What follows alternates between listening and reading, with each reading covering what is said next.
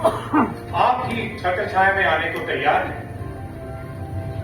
महाराज, आपके अधीन सभी प्रजा अपना 3/4 घर राजकोष में जमा करवाने के लिए तैयार हो गए हैं।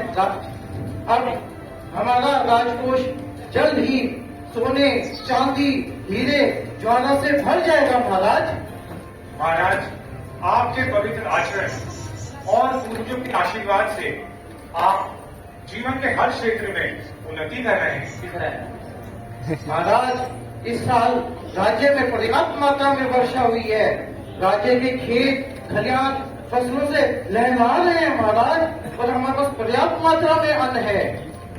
महाराज, पूरी पृथ्वी पर आपका कोई शत्रु नहीं। भगवान आप पर सदैव अपनी कृपा बनाए रखें और आप अपने शासन से अपने पूर्वजों को प्रसन्न करें। आप सभी के आशीर्वाद के लिए आप सबका बहुत बहुत धन्यवाद। परंतु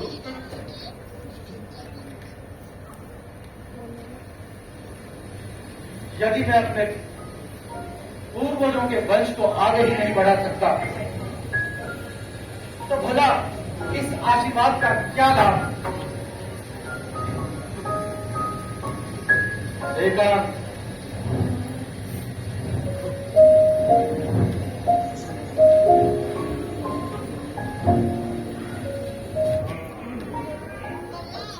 हे मेरे पूर्वजों,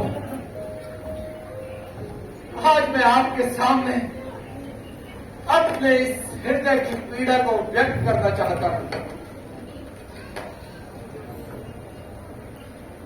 आप सबके अनुग्रह से मैं इस विशाल साम्राज्य का भोग कर रहा हूं।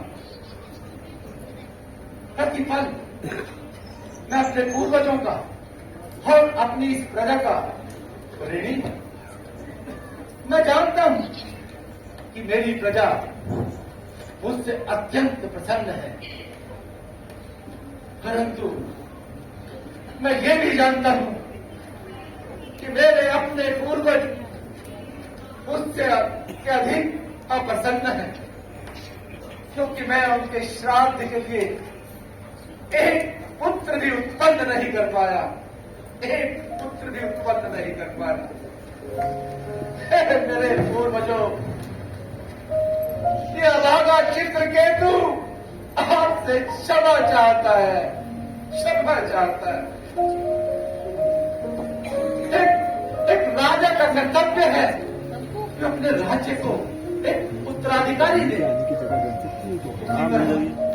एक पुत्र का धर्म है, जब आगे तो बता देना, कि वो अपने वंश को एक उत्तराधिकारी दे। परंतु ये अभागा चित्रकेतु ना तो राजा के ही कर्तव्य को और ना ही एक पुत्र के कर्तव्य को पूर्ण कर पाया। इसके लिए मुझे क्षमा करो मेरे पूर्वजों, मुझे क्षमा करो। महाराज, महान मुनि अंगीरा बन करे।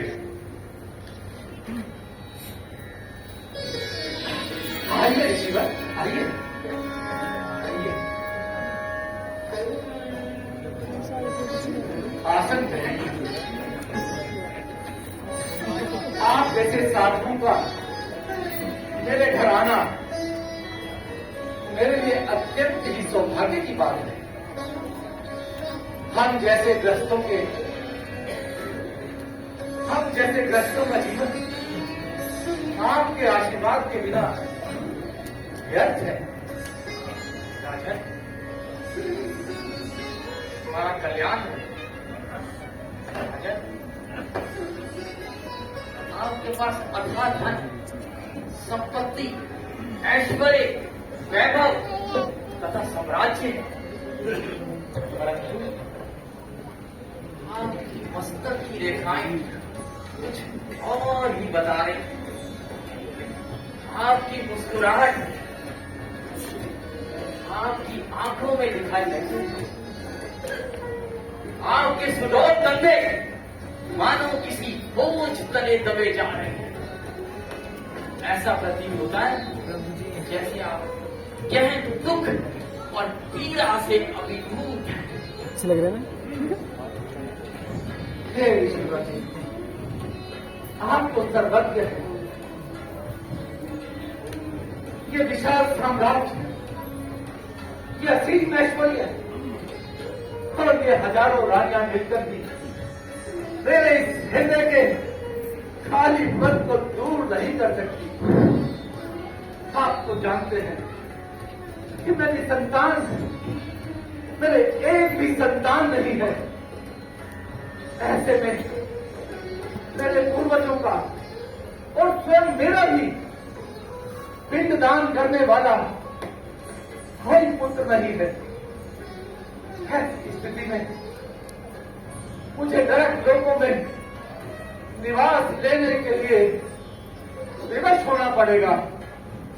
और ये विचार दिन रात मुझे खाए जा रहा है। ऋषिवर,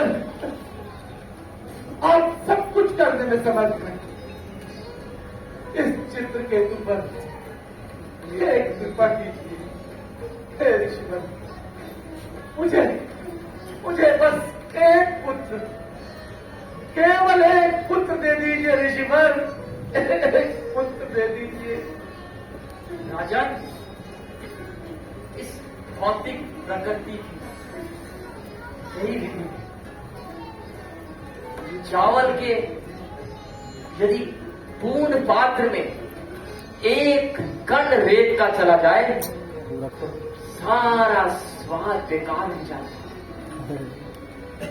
यद्यपि इस जीवन काल में आपको पिता बनने का सौभाग्य नहीं है, परंतु मैं महान ऋषि त्वष्टा के यज्ञ का उच्चिष्ट चावल आपको प्रदान करता हूं। आप धन्य हैं। इस चावल को आप अपनी पहली रानी कृत दीदी को देना और तुम्हें पुत्र का सौभाग्य प्राप्त होगा। आप धन्य हैं ऋषिवर, आप धन्य हैं। मैं पिता बन जाऊंगा। परंतु ध्यान रहे राजन, उसका नाम हर्ष शोक रखना। वह तुम्हारे आनंद और विलाप दोनों का कारण बनेगा। हर्ष शोक, ये कैसा विचित्र नाम है।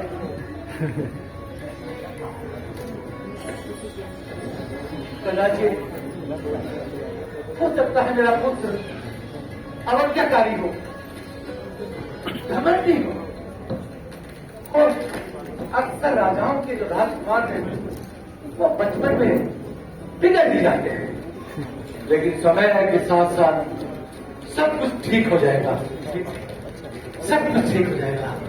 हर शोक रानी की कृत्यवती ये लिखी है। मैं पिता बन जाऊंगा। मेरे पुत्र होगा जिसका नाम होगा हर्ष शोक, जो मेरे समस्त शोकों को हर्ष में बदल देगा, हर्ष में बदल देगा, हर्ष में बदल देगा। जय।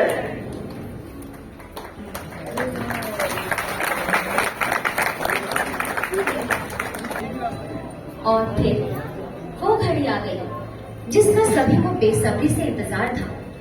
राजा चित्रकेतु बेहद प्रसन्न है क्योंकि उनको पुत्र उत्पन्न होने वाला है। तो चलिए देखते हैं महाराज की बेसब्री।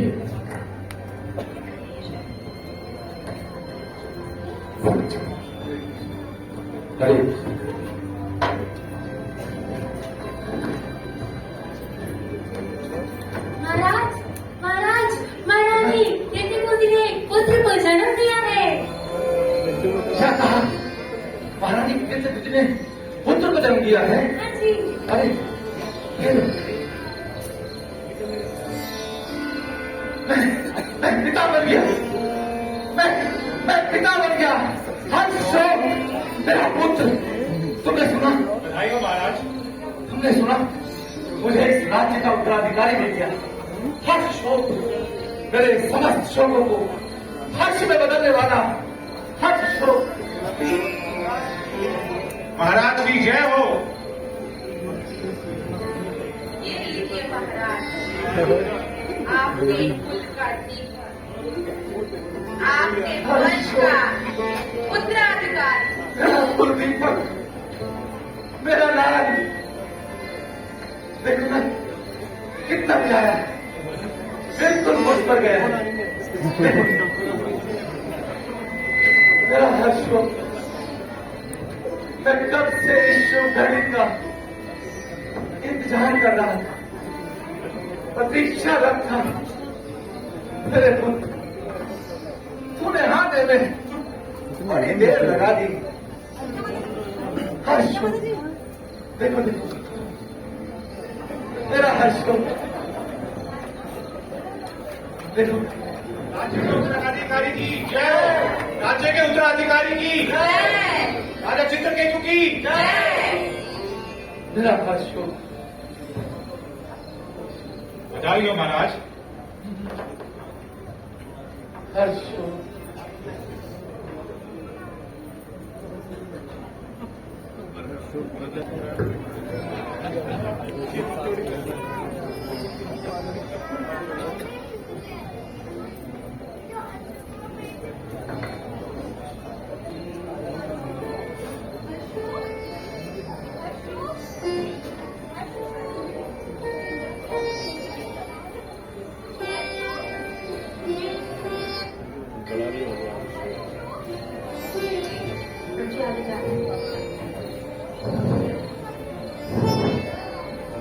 हर्षोक, कहाँ है हर्षोक?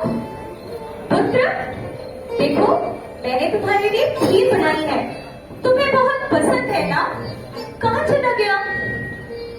खीर तो उसे बहुत पसंद है। खिलाओ खिलाओ, खीर खा के इनको तैरना हुआ। हर्षोक, अच्छा तो ये यहाँ छुपा है। अरे पकड़ पकड़ पकड़ पकड़ पकड़ पकड़ पकड़ पकड़ लिया। मेरा पुत्र,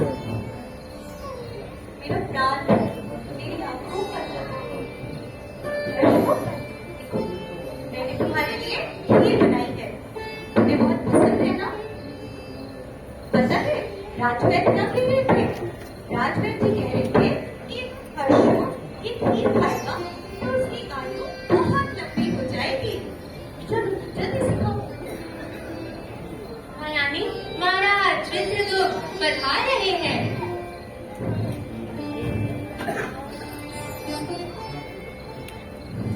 हर्ष हो, मेरा पुत्र, मेरा कुलदीपक। हर्ष हो, देखते रुकी, मैं तुम्हारा अत्यधिक ऋणी हूं। तुमने मुझे और मेरे पूर्वजों को पिंडदान करने के लिए पुत्र दिया, जो न केवल मेरा उद्धार करेगा अपितु मेरे पूरे पूर्वजों का उद्धार करेगा। कितना प्यारा है मेरा महाराज, ऐसा कहकर आप मुझे नहीं,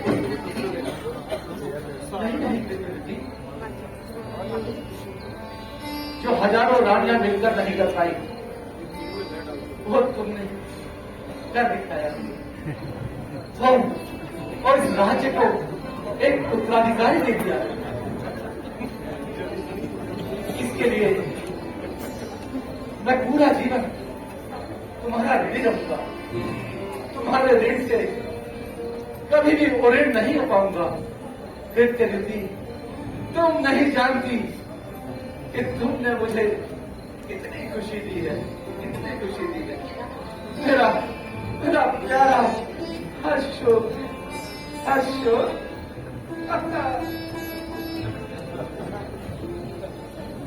हर्षो।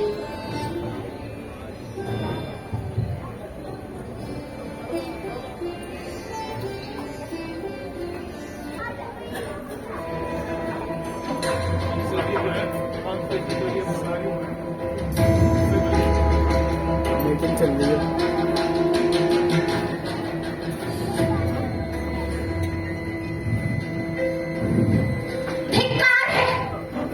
धिक्कार है इस जीवन पर। अब और सहा नहीं जाता। आखिर कब तक हमें ये पीड़ा सहनी पड़ेगी?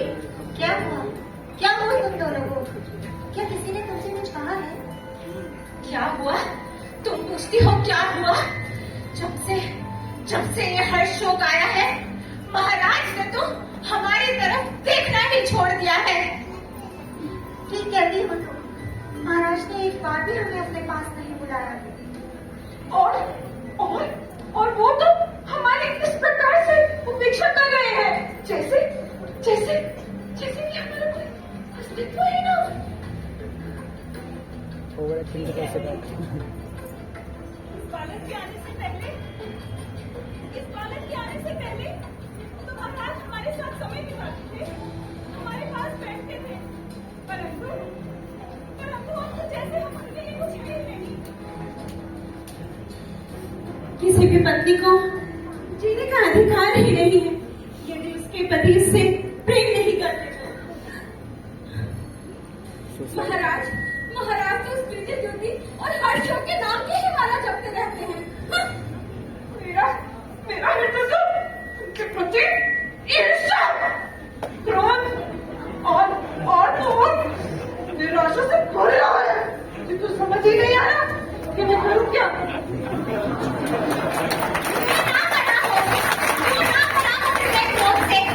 ना तो वो हमसे अधिक सुंदर है और ना हमसे अधिक गुणी, किंतु फिर भी केवल एक पुत्र प्रदान करने के कारण उस स्त्री का इतना सम्मान। और मैं ना अपने माता पिता के घर जा सकती हूँ और ना मैं अपने पति का प्रेम पा सकती हूँ। जानती हूँ महाराज के इंतजार में मेरे महल में तो चाले पड़ गए, लेकिन महाराज नहीं आए।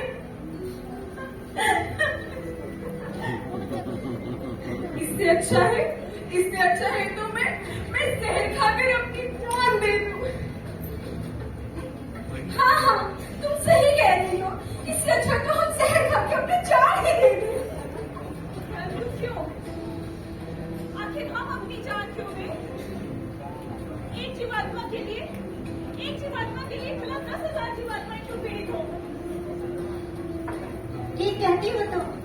एक जीवात्मा के लिए 10,000 जीवात्माएं क्यों पीड़ित हो? हम अपनी जान क्यों दें? जान तो कोई और देगा, समझे? नहीं समझे? जिस मीठी खीर को खाकर उसने जन्म लिया था ना, अब उसी मीठी खीर से और आखिर प्रेम और युद्ध तो सब उचित है।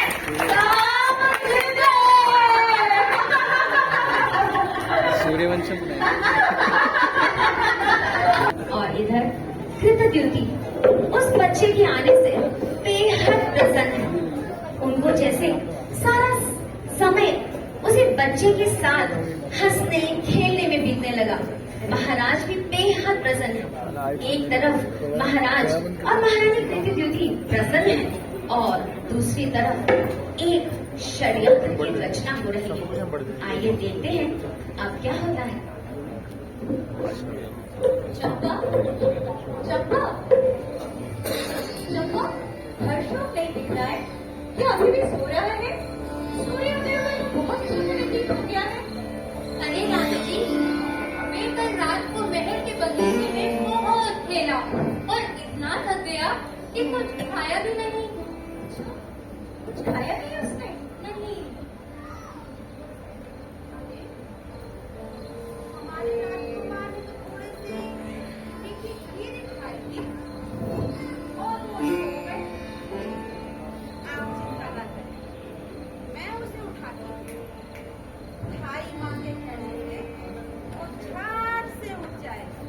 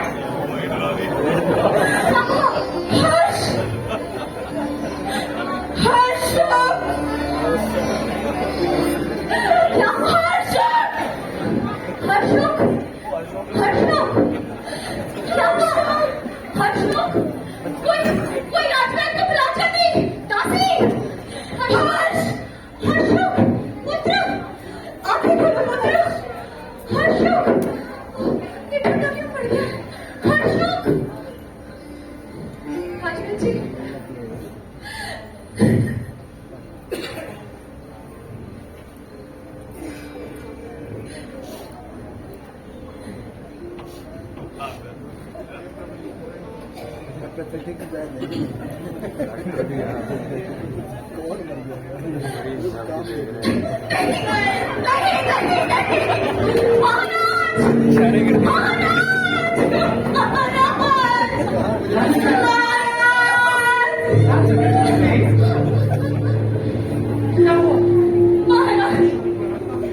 देखिए मेरे पुत्र को। क्या हुआ मेरे पुत्र को? महाराज अब मैं कभी अपने पुत्र को दुलार नहीं करवाऊंगी महाराज। नहीं नहीं रानी नहीं नहीं मैं उसकी आवाज सुन पाऊंगी महाराज। वो हमें छोड़कर चला गया है महाराज।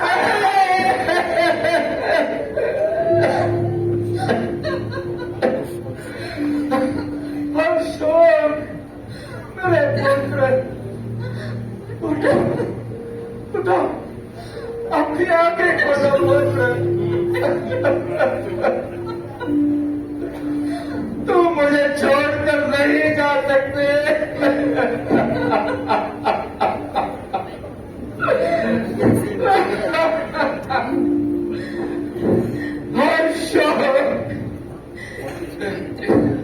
उठो पुत्र उठो। देखो देखो तुम्हारे पिता तुम्हारे लिए कितने व्याकुल हो रहे हैं। उठो पुत्र उठो। कितना निष्ठुर है विधाता जो एक पिता के जीवित रहते हुए उसके सामने उसके पुत्र की मृत्यु नहीं। पुत्र अशोक ही तो मेरे जीने का सहारा था, मेरा पैर था, मेरा कुल का दीपक था। इसके वियोग में मेरे लिए जीना संभव नहीं है। राजन, इस दुख के सागर से बाहर आओ। ये शरीर तो अस्थाई है और इसके साथ हमारा संबंध। ये वृद्ध शरीर क्या पहले तुम्हारा था? क्या ये भूतकाल में था? क्या ये वर्तमान में है? या क्या ये भविष्य में रहेगा? हाँ मुझे मेरे को संभालो राजन। मुझे तुम्हारा ज्ञान साथ पर नहीं दे सकता। मेरे बच्चे को कहो वो अपने पिता के कहने पर उठे तो मेरे रात मेरे जिला।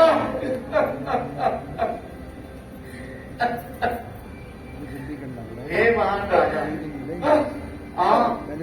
मैं और ये समस्त प्राणी शाश्वत है, सब कुछ अस्थायी है, अतः इनके लिए शोक करना मेरे जीने का क्या फायदा? इससे तो मैंने अपने प्राण त्याग देता। राजन,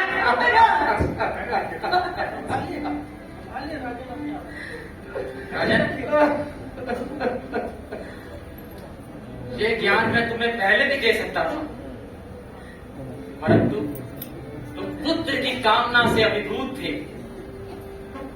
पर अब इस दिव्य ज्ञान को तुम अवश्य समझ पाओगे, अवश्य समझ पाओगे। एक ही बात मां, देखो तुम्हारे पिता, तुम्हारी माता तुम्हारे आकस्मिक मृत्यु पर अत्यधिक पीड़ित है। इसलिए पुत्र उठो और इस शरीर में प्रवेश करो और शेष जीवन राशि ऐश्वर्य के साथ भोगो। उठो पुत्र उठो, उठो पुत्र उठो।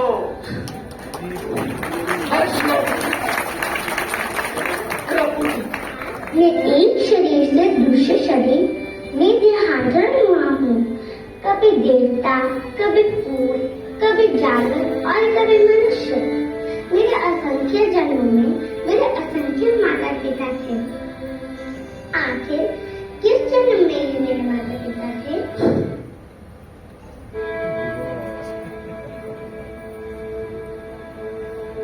हे महाबली,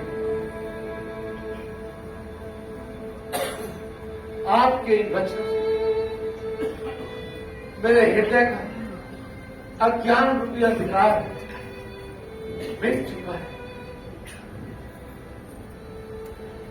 भौतिक आसक्तियों की सभी श्रृंखलाएं कट चुकी है। मैं पूर्ण ज्ञान में अवस्थित हूं। कृपया मेरा मार्गदर्शन करे मुनिवर, मेरा मार्गदर्शन करे। आपका कल्याण हो। नारायण नारायण नारायण नारायण नारायण नारायण।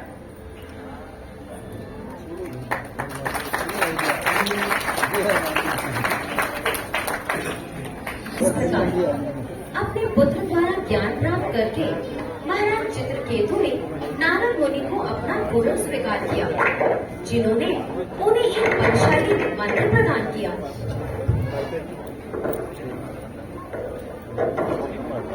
आइए देखते हैं कि उसके बाद महाराज चित्रकेतु कहाँ गए, क्या हुआ उनके साथ। जानना चाहते हैं आप सभी? तो चलिए आपको ले चलते हैं वहाँ। मैं नहीं बताऊंगी, दिखाते हैं कि कहाँ।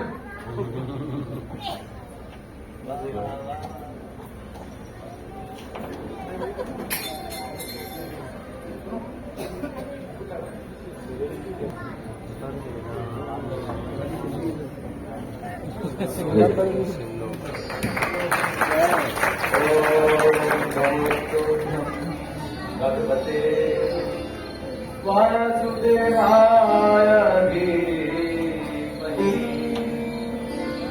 प्रद्युम्नाय युद्धाय नमः संकर्षणाय च।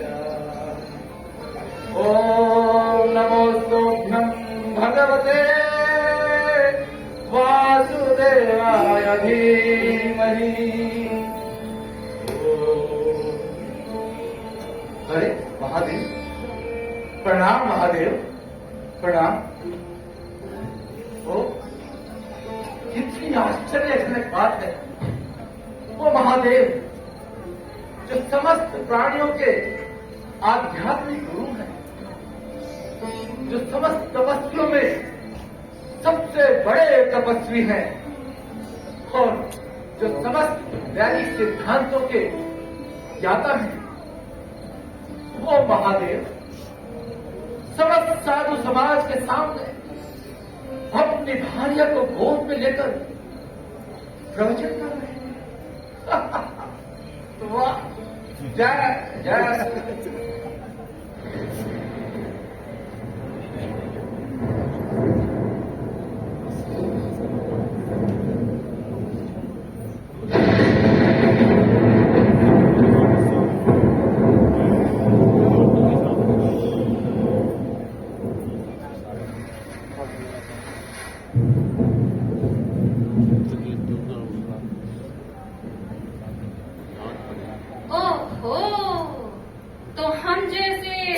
निर्लज्ज व्यक्ति को दंड देने के लिए इसने दंडधारी का पद ले लिया है।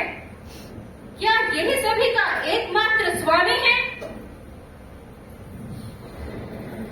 समस्त देवतागण स्वयं श्री ब्रह्मा, जिनके चरण कमल में बैठकर ध्यान धरते हैं, जो साक्षात धर्म के प्रतीक हैं, समस्त जगत के गुरु हैं, ऐसे महान शिव के प्रति इस निकृष्ट ने घोर अपराध किया है। ये धूर्त है, घमंडी है, मत में चूर है। इसलिए ये व्यक्ति भगवान विष्णु के चरण कमलों के निकट जाने के योग्य नहीं है। अतः मैं तुम्हें श्राप देती हूँ कि तुम असुरों के निम्न और पापी परिवार में जन्म ग्रहण करो। हे मेरी पूजनीय माता, मैं आपका ये श्राप स्वीकार करता हूं, क्योंकि ये मुझे मेरे पूर्व जन्मों के कर्मों के फलस्वरूप प्राप्त हुआ है। मैं जानता हूं कि मेरी मां ने जो कुछ भी मेरे लिए निश्चित किया है, यदि दंड ही सही तो उसमें भी मेरा परम नीति ही है। इसलिए हे माता, मैं सहर्ष आपका इस शाप स्वीकार करता हूं।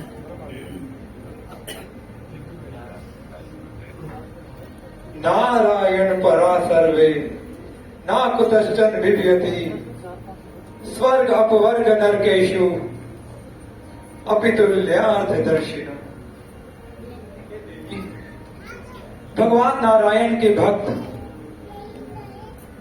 देव उनकी सेवा में ही लीन रहते हैं।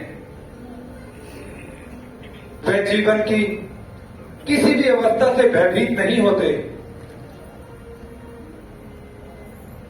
वह तो केवल भगवान की सेवा में ही रुचि रखते हैं। और चित्रकेतु तो ईश्वर के प्रिय भक्त हैं। और ऐसे उच्च भक्तों की गतिविधियों को देख के चकित नहीं होना चाहिए, क्योंकि वे तो द्वेष तथा आसक्ति से रहित होते हैं।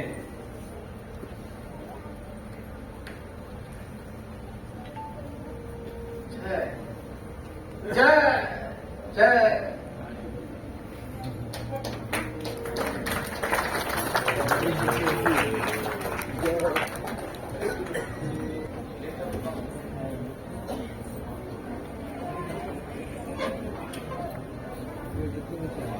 Let's go in the Darwara film.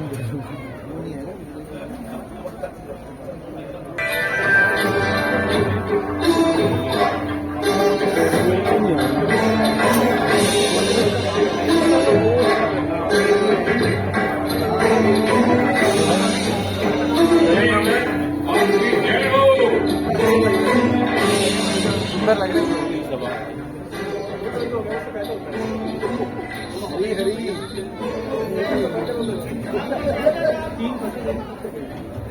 हे इंद्रदेव, आपकी जय जयकार हो।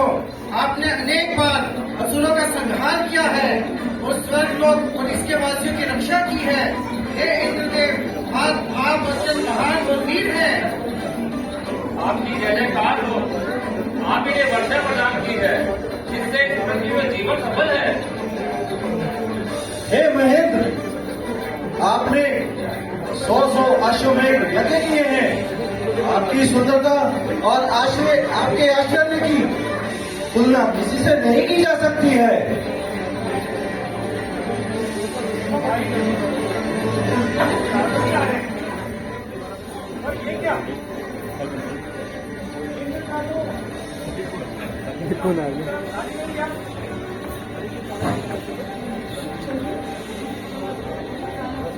देखो मेरा ये ना गिरा हुआ शिष्य है। गुरु के आने पर ना तो इसको कोई सम्मान की फिक्र है और ना ही इसको आसन देने का पता। ये तो श्राप के काबिल है, परंतु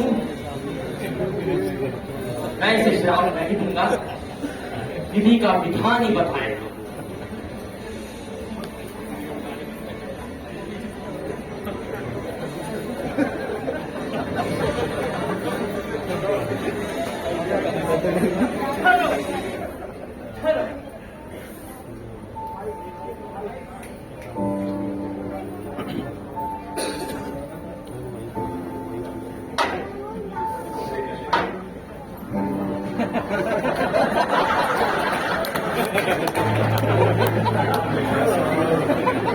मैंने क्या किया? अपने मन बुद्धि और भौतिक ऐश्वर्य के कारण ये मैंने क्या कर दिया? मेरे गुरु सभा में प्रविष्ट हुए और मैंने उनका सत्कार भी नहीं किया। मैंने तो उनका अनादर किया है, सचमुच मैंने उनका अनादर किया है। थोड़े से भौतिक ऐश्वर्य के कारण ये मैंने क्या कर दिया? अपने गुरु का अपमान कर दिया मैंने। मैं इंद्र सतोगुणी देवताओं का राजा था। धिक्कार है ऐसे भौतिक ऐश्वर्य पे, धिक्कार है ऐसे भौतिक ऐश्वर्य पे। जिससे मैं अपने गुरु का सम्मान न कर सकूं।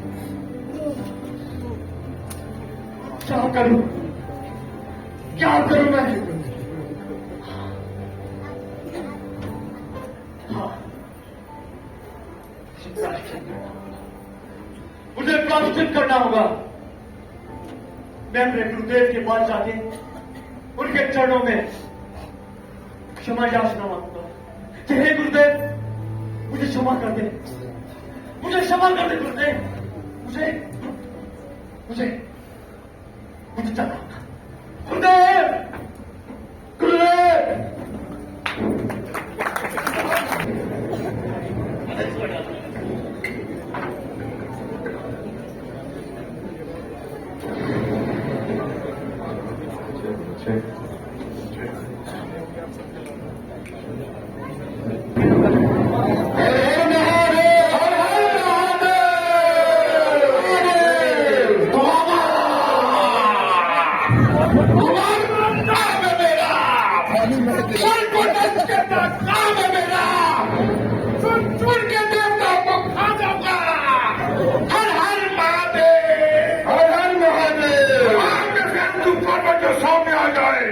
समंदर खुश हो जाए जब मेरा नाम उठ जाए, मौत की दीवार दिलाए।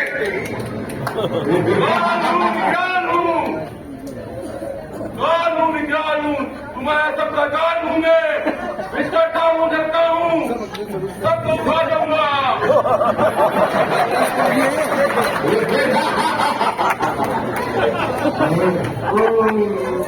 अगर चाहूँ मंडल कलेक्टर ना तू जाकर महापर्वत का सीधा रोड से देखो तो स्वागत छूटे चंदा तुमको मंडल बने आनंद आगे।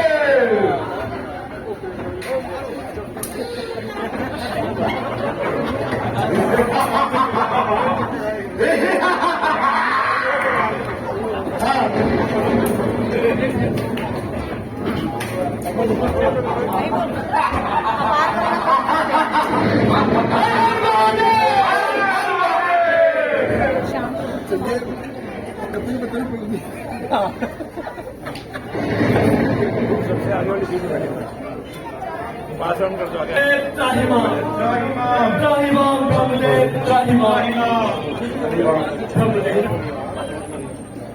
हम युद्ध में बुरी तरह से पराजित हो चुके हैं। हम सभी देवता बुरी तरह से घायल हो चुके हैं। अब आप ही बताएं कि हम क्या करें। हम इस युद्ध में अपनी सारी प्रतिष्ठा, सारा ऐश्वर्य, सारा सम्मान खो चुके हैं। बताइए ब्रह्मदेव। तुम लोगों ने अपने ऐश्वर्य के कारण सभा में आने पर अपने गुरु बृहस्पति का सत्कार नहीं किया। अपने गुरु के प्रति इस दुर्व्यवहार के कारण ही तुम पराजित हुए हो। अन्यथा असुर तो तुमसे निर्बल है। कितनी ही बार तुम देवताओं ने इन असुरों को पराजय का स्वाद चखाया है, पर गुरु के प्रति अपराध के कारण तुम अब निर्बल हो गए हो। दूसरी ओर असुरों ने अपनी गुरु भक्ति के द्वारा अपने बल को बढ़ा लिया है। अब वो इतने बलशाली हो चुके हैं कि अब वो मुझसे मेरा धाम लेने में भी समर्थ हो चुके हैं।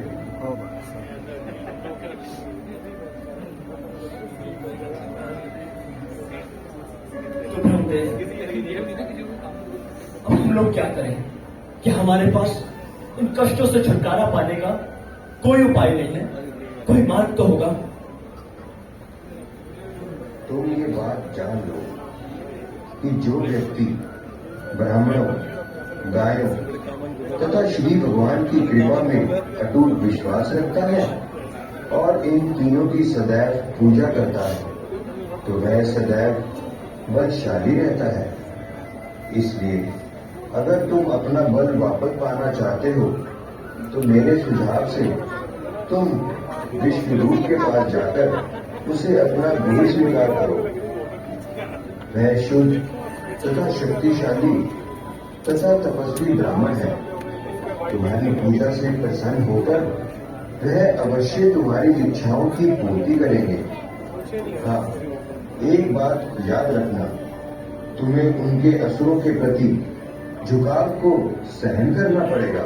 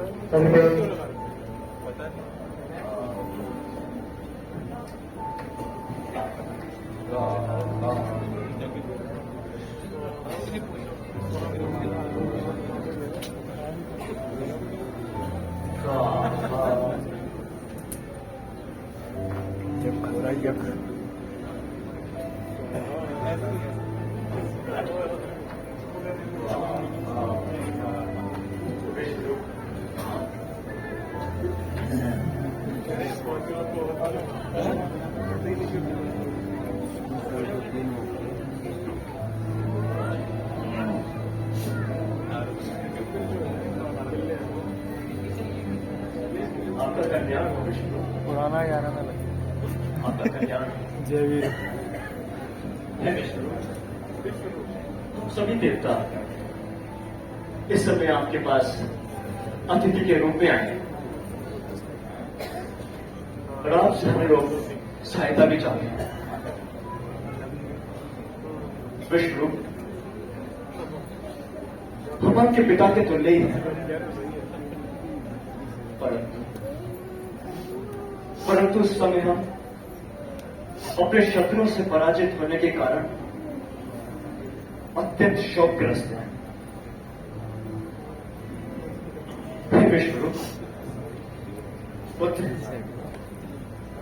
तुम अपने तपोबल से हमारी रक्षा कर सकते हो, हमें इन कष्टों से निवृत्त कर सकते हो। विष्णु, आप ही के तपोबल के कारण हम अपने शत्रुओं पर सरलता से विजय प्राप्त कर सकेंगे और अपना खोया हुआ सम्मान, ऐश्वर्य तथा प्रतिष्ठा और बल को पुनः प्राप्त कर सकेंगे। हमारी सहायता करें। हे देवो, आपका स्वागत है। आपके शुभ वचनों के लिए बहुत बहुत धन्यवाद। देवो, आप यहाँ पधारे हैं मेरी सहायता के लिए। मैं आपका शिष्य हूँ और मुझे आपसे बहुत सी शिक्षाएं ग्रहण करनी है। मैं आपकी प्रार्थना अस्वीकार नहीं कर सकता, क्योंकि मुझे आपसे बहुत सी शिक्षाएं ग्रहण करनी है। देखो, मैं आपकी प्रार्थना स्वीकार करता हूँ।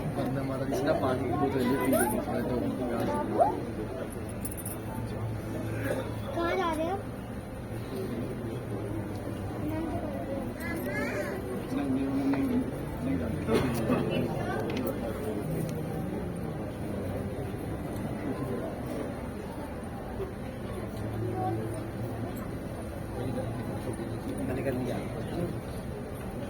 हे इंद्र, मेरी बात ध्यान से सुनो।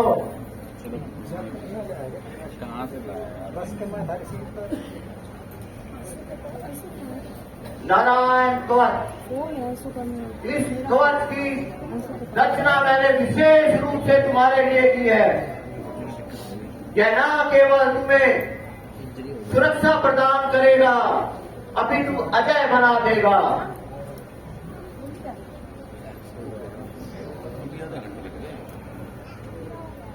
भगवान राम और भ्राता लक्ष्मण हमारी सहायता करे। स्वाहा।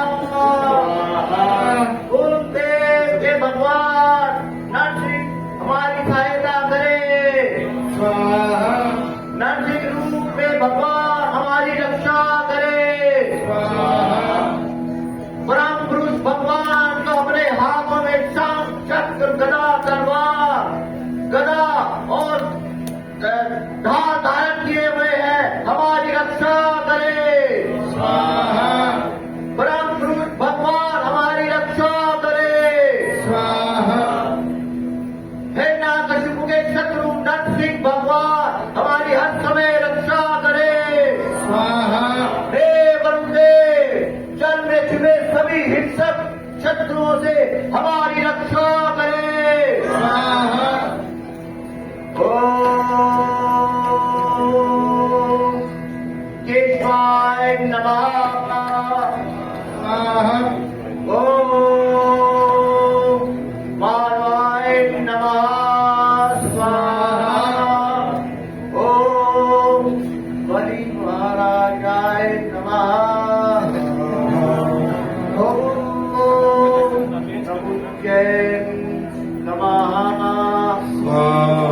ओम मधुसूदनाय नमः। स्वाहा। ओम नारायणाय नमः। स्वाहा। ओम विश्वक्सेन नमः। स्वाहा। विश्व रूप का संबंध देवताओं तथा असुरों दोनों से था, इसलिए वो देवताओं के साथ साथ असुरों की ओर से भी आहुति डाल रहा था। महाराज इंद्रदेव, ये गुप्त रूप से असुरों के नाम से आहुति डाल रहे हैं। इसने हमारे साथ धोखा किया है।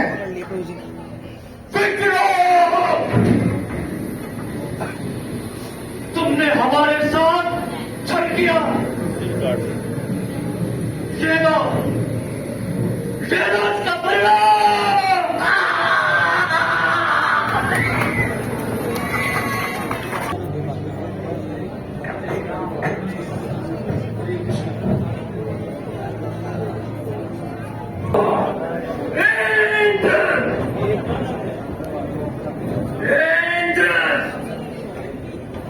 मैं तुझे नहीं छोड़ूंगा।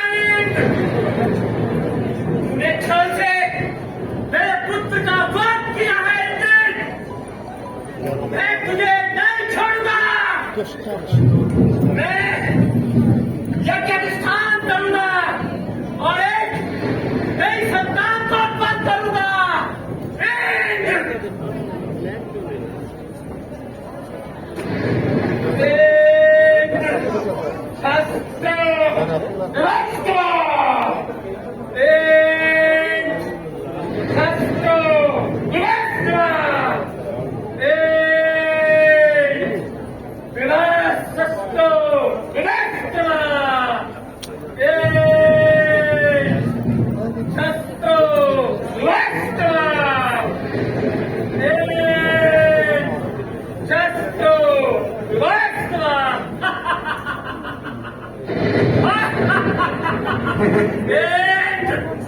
अब तू कदाचित नहीं बचेगा। मेरा पुत्र ऊपर होने वाला है।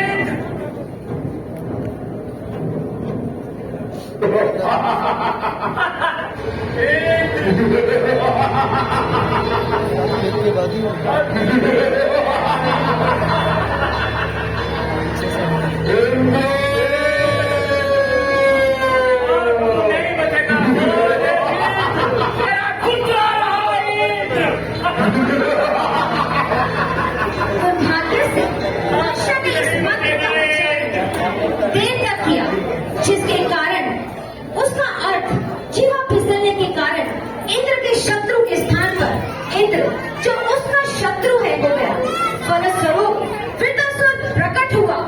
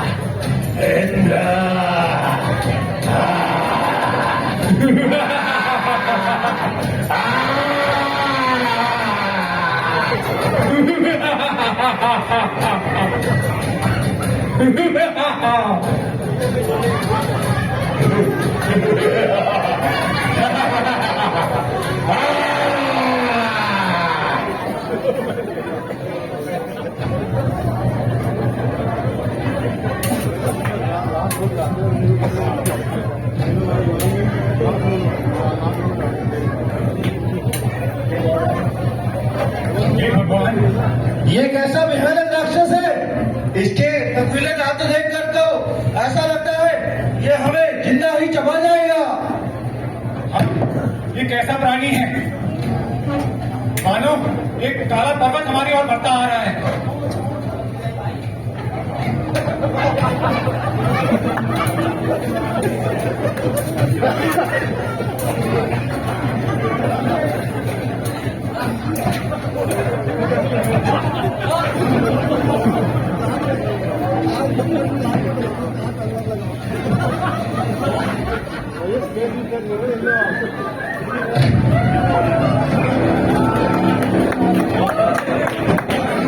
भगवान नारायण हमारी कोई रक्षा नहीं कर सकता। ये तो राक्षस वृतासुर है। जिसकी सेवा है ना वही आएगा। आओ हम सब भगवान नारायण के आश्रित हों। क्या करूँ? चलो प्रभु,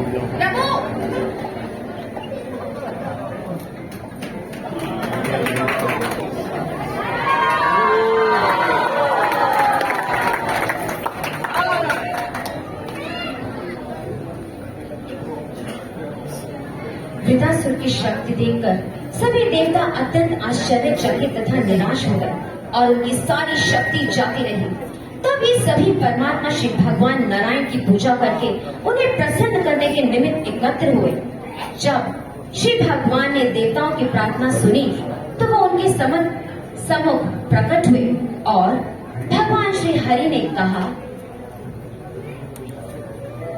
हे देवता, तुमने अत्यंत ज्ञानपूर्वक मेरी स्तुति की है, जिससे मैं तुम सभी से अत्यंत प्रसन्न हूँ और मैं जिससे प्रसन्न हो जाता हूँ उसके लिए कुछ भी प्राप्त कर लेना कठिन नहीं है।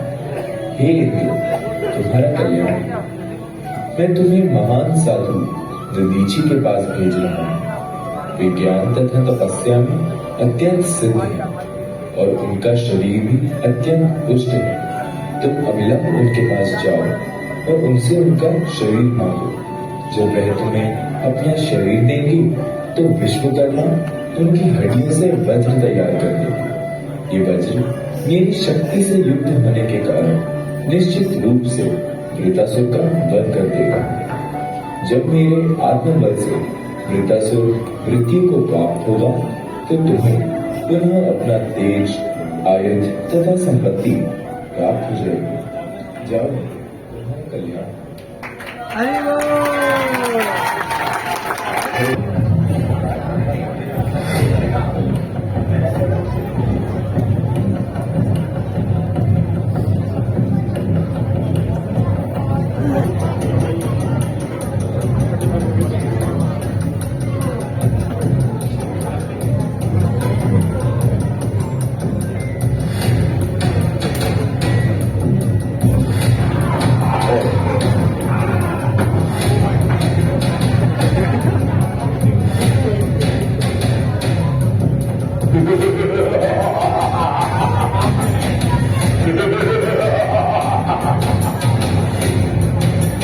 दमोची, प्रचुति, सरोमा, तुम डर क्यों रहे हो?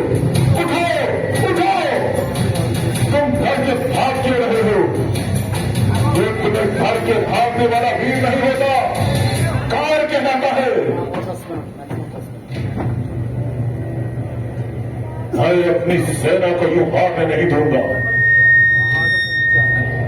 देवताओं, तुम भागते हुए सामने पर आत्मा कर रहे हो, ये तुम्हें शोभा नहीं देता। ऐसी गति से तुम्हें स्वर्ग की प्राप्ति नहीं, अन्यथा अपयश प्राप्त होगा। ओ इंद्र, तो तुम हो इंद्र, जिसने अपने आमोद प्रमोद के लिए अपने गुरु बृहस्पति का अपमान किया, जिसने मेरे भाई विश्वरूप को छल से वध किया। तुम तो इतने निंदनीय हो कि तुम्हारे देह को अगर दानों को मार दें तो अग्नि उसे छुएगी नहीं। अरे नीच, तेरे इस पाषाण हृदय को मैं अपने त्रिशूल से फेंक दूंगा। वृतासुर!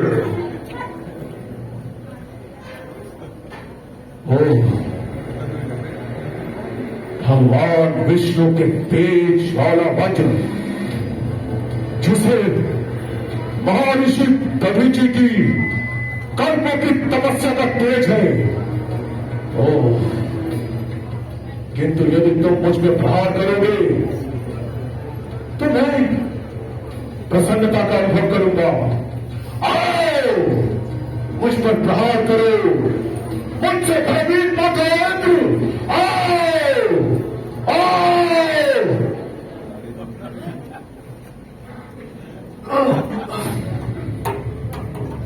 तुम मुझसे भय क्यों खा रहे हो?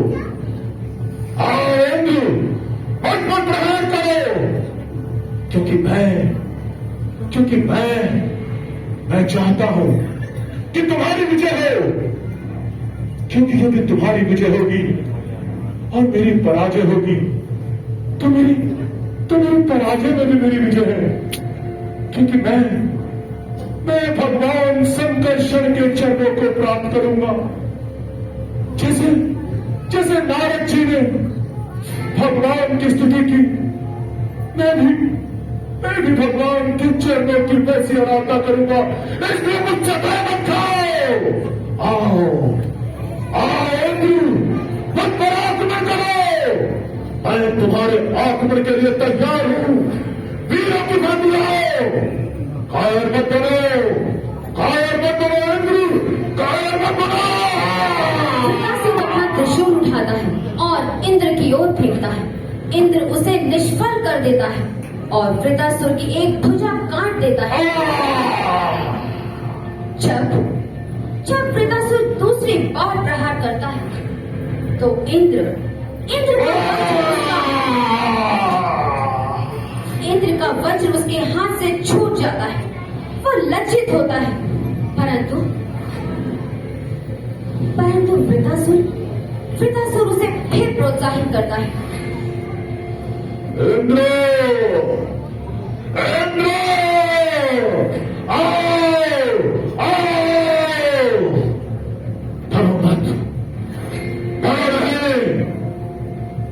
मुझसे युद्ध करो। हे असुरश्रेष्ठ, इतनी भयानक स्थिति में होने के बाद भी तुमने अपने विवेक और भक्ति में श्रद्धा होने के कारण तुम भगवान के शुद्ध भक्त और जन जन के मित्र बन गए हो। तुम तो भगवान की माया को ही पार कर गए हो। हे असुरश्रेष्ठ, असुर योनि में भी उत्पन्न होने के बाद तुम्हारा भक्ति में तुम्हारा दृढ़ विश्वास, तुम कुछ साधारण राक्षस नहीं, अभी तुम्हें दिव्य राक्षस हो। प्रभु, हमें युद्ध के इस कर्तव्य को पूरा करना। हाँ इंद्र, युद्ध के कर्तव्य को हमें अवश्य पूर्ण करना है। हे कमलनयन प्रभु, जैसे पक्षियों के पंख विहीन बच्चे अपनी माता के हाथों दाना चुगने का इंतजार करते हैं, जैसे गांवों के बछड़े अपनी माता से दूध पीने का इंतजार करते हैं, जैसे एक नवविवाहिता पत्नी अपने प्रवासी पति का इंतजार करती है। हे प्रभु, हे शंकरचंद, सही मैं भी आपकी सेवा करने के लिए उत्कंठित हूँ। हे शंकरचंद, मुझे अपनी सेवा प्रदान करो प्रभु। मैं कब तक इस दादा की देह में रहूंगा?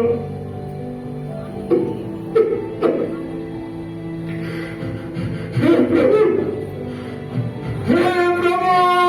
शंकर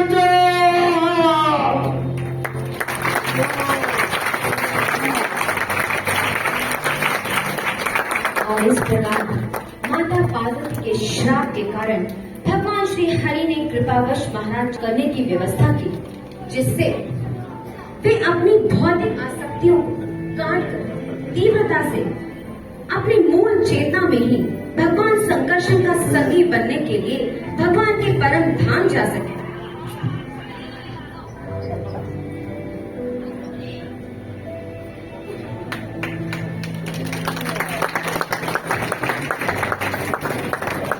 यद्यपि वज्र की गर्दन वृत्तासुर की गर्दन के चारों ओर वज्र घूम रहा था, किंतु उसके शरीर से फिर से विलग करने में पूरा 1 वर्ष 360 दिन लग गए। तब वृत्तासुर के वध का उपयोग योग आने पर उसका सिर पृथ्वी पर गिर पड़ा। इस प्रकार वृत्तासुर भगवान संकर्षण का पार्षद बनने के लिए दिव्य लोक में प्रवेश करते हैं।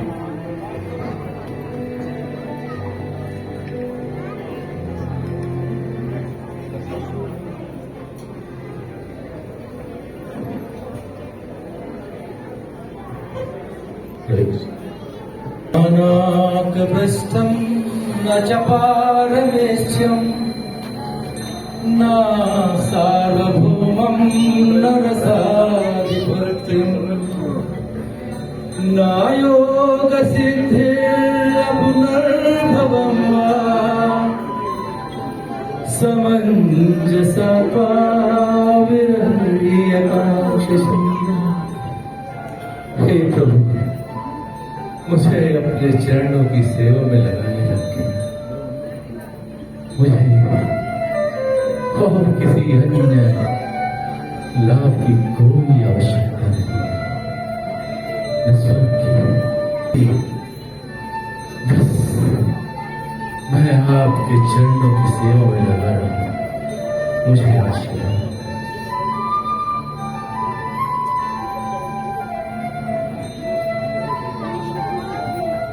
यद्यपि महाराज चित्रकेतु ने असुरों के परिवार में जन्म लिया, तो आध्यात्मिक वश यदि भक्त चित्त हो भी जाता है तो भी उसकी भक्ति का कभी विनाश नहीं होता। हरे कृष्णा हरे कृष्णा कृष्णा कृष्णा कृष्णा हरे हरे हरे रामा राम राम